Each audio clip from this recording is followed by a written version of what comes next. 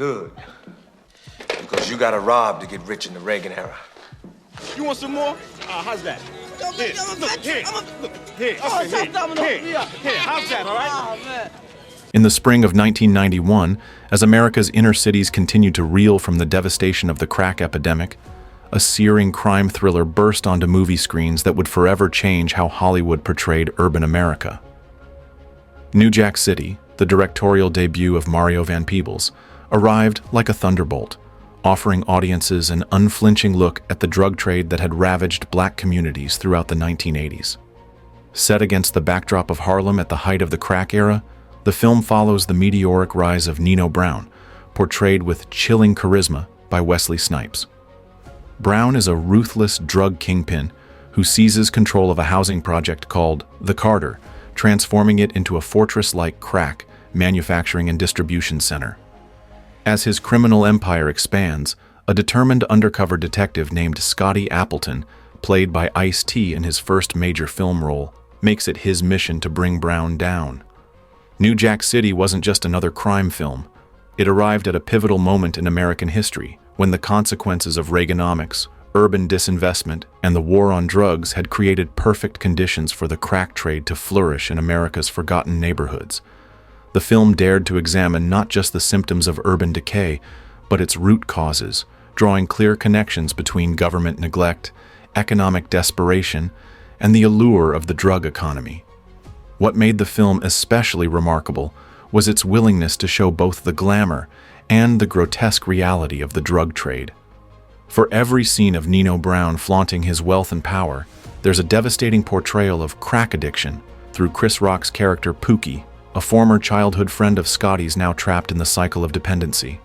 While hip-hop culture had been making inroads into cinema throughout the 1980s, New Jack City represented something new. A film that embraced the aesthetic, energy, and political consciousness of hip-hop, while crafting a narrative that spoke directly to the most pressing issues facing Black America. Its visual style, musical sensibility, and unforgettable characters would influence a generation of filmmakers and establish a template for the urban crime dramas that would dominate Black cinema throughout the 1990s. 3 decades later, New Jack City remains a cultural touchstone, not just for its entertainment value, but for its bold social commentary and its unflinching portrait of an America in crisis.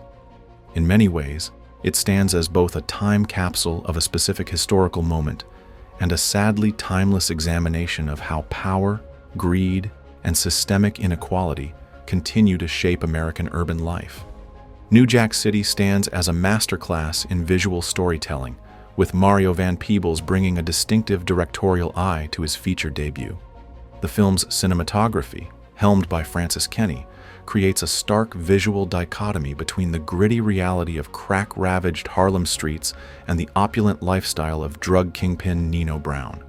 Van Peebles employs a vibrant color palette that shifts dramatically between scenes, saturating Brown's nightclub sequences with neon blues and reds while depicting the crack houses in desaturated, harsh lighting that exposes their squalor. The film's most striking visual element is its use of the Carter housing project. Van Peebles transforms this urban setting into a character itself, filming it from imposing low angles that emphasize its domination of the landscape. The camera frequently tracks through the building's corridors and stairwells, creating a labyrinthine feel that mirrors the trap of addiction and poverty. Aerial shots establish the Carter as a fortress isolated from the city around it, reinforcing Brown's territorial control. Sound design and music play crucial roles in establishing the film's atmosphere.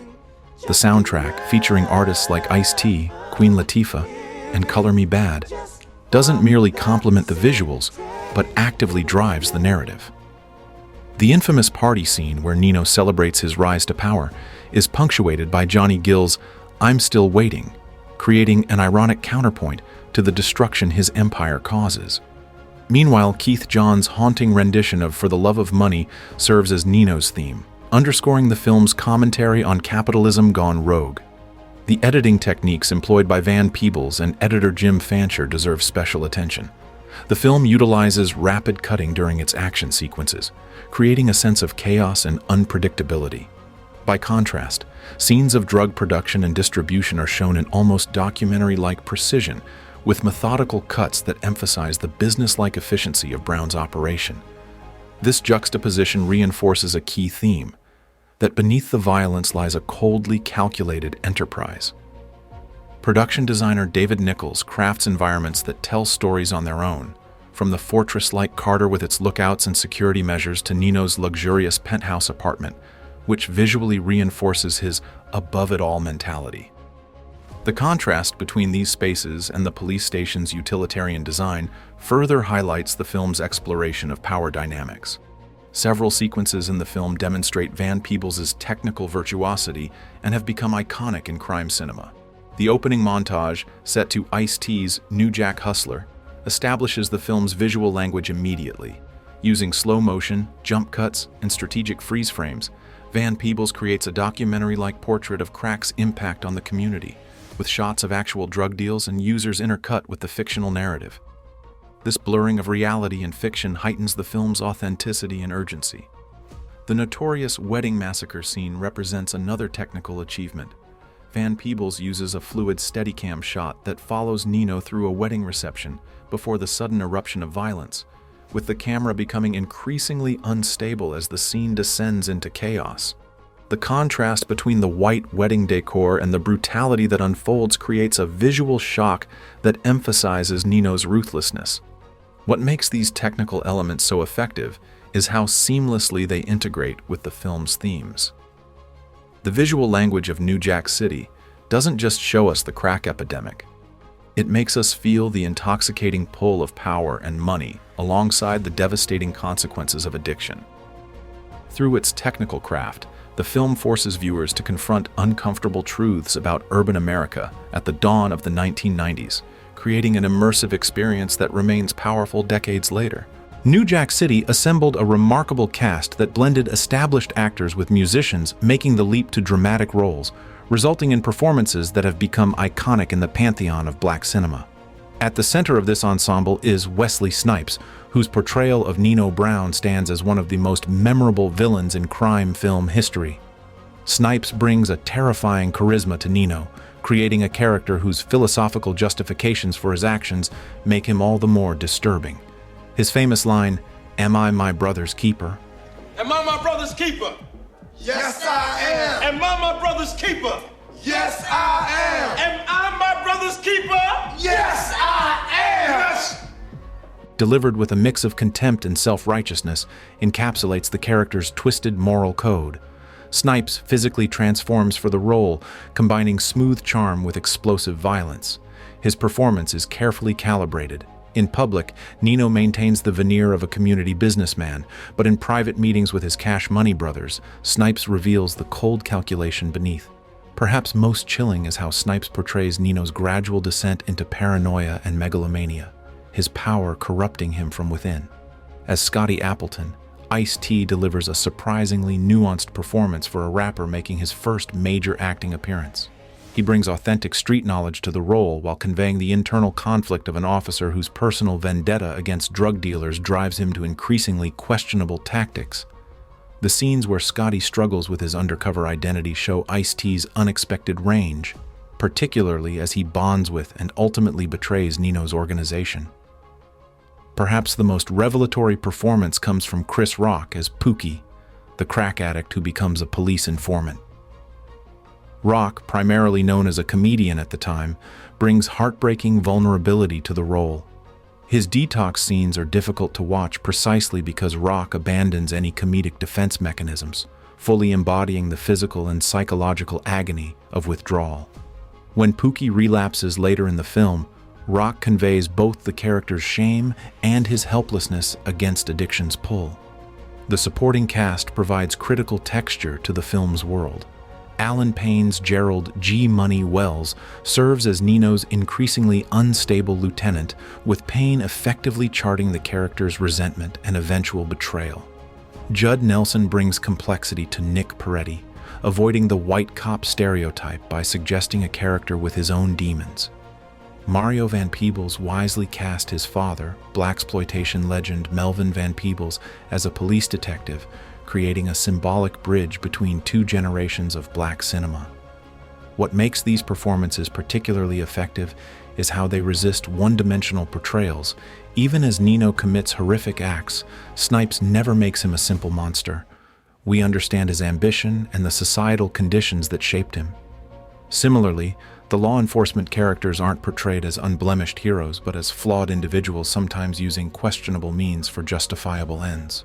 Through these multifaceted performances, New Jack City achieves something remarkable. It populates its stylized crime narrative with characters who feel painfully real, forcing audiences to confront not just the dramatic arc of its story, but the human cost of the crack epidemic that devastated American cities.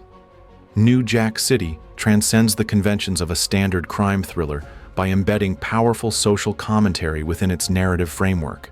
At its core, the film offers a scathing critique of the systemic forces that created the conditions for the crack epidemic to devastate black urban communities in the 1980s and early 1990s.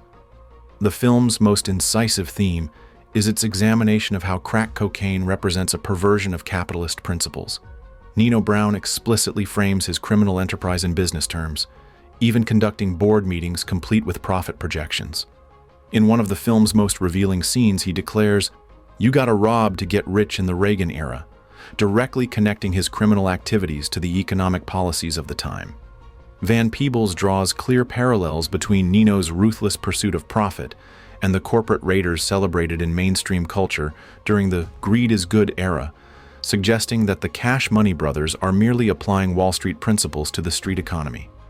This economic critique extends to the film's unflinching portrayal of urban neglect. The Carter Housing Project, which Nino transforms into his crack manufacturing fortress, symbolizes the government's abandonment of inner-city communities. What was once public housing designed to help the poor becomes, through neglect and disinvestment, the perfect infrastructure for a criminal enterprise. The film implicitly asks, what legitimate economic opportunities existed for young black men in these forgotten neighborhoods? Addiction itself is portrayed with rare complexity for a film of this era. Through Pookie's character arc, New Jack City humanizes crack users rather than demonizing them. His relapse scene is particularly poignant, showing how the psychological pull of addiction overwhelms even the strongest resolve. This approach challenged prevalent narratives that framed addiction as simply a moral failing rather than a public health crisis. The film also explores the moral ambiguity of law enforcement during the war on drugs. Scotty and Nick frequently operate in ethical gray areas, using tactics that mirror the criminals they pursue. When Scotty tells Nino, "You're not the only one who knows how to use a gun," the line suggests how thin the line between law and lawlessness had become in this era. The film questions whether justice is possible in a system where power, rather than morality, determines outcomes. Perhaps most powerful is the film's examination of community destruction. In one pivotal scene, an elderly woman confronts Nino about how drugs have ruined their neighborhood. This moment forces viewers to confront the human cost of the crack trade beyond the dealers and users. The ordinary citizens whose lives and communities were collateral damage in both the drug war and the war on drugs. Van Peebles weaves these themes together without sacrificing the film's narrative momentum, creating a work that functions simultaneously as entertainment and social critique. By embedding these messages within a commercially viable genre film, New Jack City brought urgent social commentary to mainstream audiences, forcing America to confront realities many preferred to ignore. New Jack City arrived in theaters on March 8, 1991, and immediately demonstrated its cultural resonance. Opening to strong box office returns, the film would ultimately gross over $47 million against a modest $8 million budget. But its financial success only begins to tell the story of its impact. The film's premiere in some cities sparked incidents of violence, a sobering reflection of how its raw portrayal of urban realities struck a nerve in communities still grappling with the crack epidemic's aftermath. Critically, the film received mixed reviews from mainstream outlets, with some critics praising its energetic style and social relevance, while others criticized what they perceived as glorification of violence. However, in black communities and among younger viewers, the response was overwhelmingly positive, with many recognizing the film's attempt to address realities that Hollywood had largely ignored. This disconnect between mainstream critical reception and audience response highlighted the cultural divide in how urban Black experiences were perceived and valued in American media. The film's influence on subsequent cinema was profound and far-reaching. New Jack City helped establish a template for a wave of urban crime dramas that would dominate much of Black cinema throughout the 1990s. Films like Menace to Society, Juice, and Boys in the Hood built upon its foundation, creating a renaissance in Black filmmaking that expanded the boundaries of how Black urban experiences could be portrayed on screen. The film's commercial success also demonstrated to studio executives that films centered on Black characters and communities could attract significant audiences. In hip-hop culture, the impact of New Jack City was immediate and lasting. References to the film, particularly to Nino Brown, became ubiquitous in rap lyrics throughout the 1990s and beyond. Artists from the notorious B.I.G. to Jay-Z to 50 Cent have all incorporated references to the film's characters and dialogue in their music. The film's costume design, particularly Nino's tailored suits and distinctive jewelry, influenced hip-hop fashion, while the soundtrack album became a blueprint for how films could leverage hip-hop music not just as background, but as an integral element of storytelling. Beyond entertainment, New Jack City helped shape public discourse around the crack epidemic. At a time when media coverage often dehumanized those affected by the crisis, the film offered a more nuanced perspective, showing both the entrepreneurial logic behind the drug trade and its devastating human consequences. The film became a reference point in discussions about urban policy, crime, and addiction, bringing these issues to audiences who might otherwise have remained distant from them. 3 decades after its release, New Jack City remains relevant in ways both inspiring and troubling. While the specific context of the crack epidemic has faded into history, the systemic issues the film identifies, economic inequality, the criminalization of poverty, the tension between community and individual success, continue to shape American urban life. The film's unflinching portrayal of how economic desperation drives crime feels as timely now as it did in 1991, making it not just a period piece but a work that continues to speak to contemporary concerns. In an era when discussions about the war on drugs, mass incarceration, and economic opportunity in Black communities have gained renewed urgency, New Jack City stands as both a cultural artifact and a still relevant social critique that continues to influence how we understand the complex relationship between crime, community, and the American dream. If you found this analysis of New Jack City enlightening, don't forget to like this video and subscribe to our channel for more deep dives into classic and influential films. Share your thoughts in the comments below. What impact did New Jack City have on your understanding of urban crime dramas or 90s cinema? Hit that notification bell to stay updated on our upcoming video